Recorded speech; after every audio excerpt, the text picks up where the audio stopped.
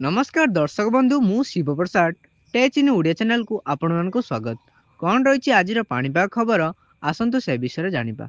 जदि प्रथम थर पर आम चैनल को विजिट करते तेरे आम चैनल को सब्सक्राइब करदे जहाँफल प्रत्येक दिन पाणीपाग खबर आपण सर्वप्रथम जानीपारे।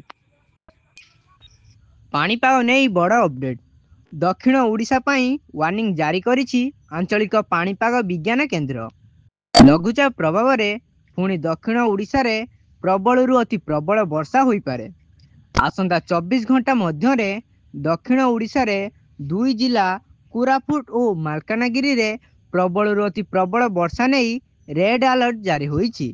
यह सहित गजपति रायगड़ा कलाहांडी नवरंगपुर अति प्रबल वर्षा नहीं ऑरेंज वार्निंग दिया जाइछि।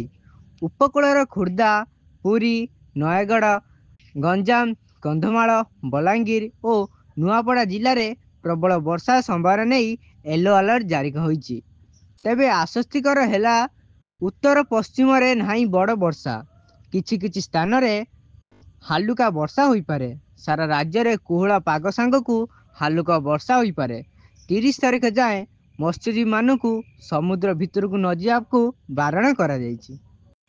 जदि भिडियोटी भल लगे ताना आम चैनल को सब्सक्राइब करने जहाँफल प्रत्येक दिन पाणीपाग खबर आपण सर्वप्रथम जानीपारे।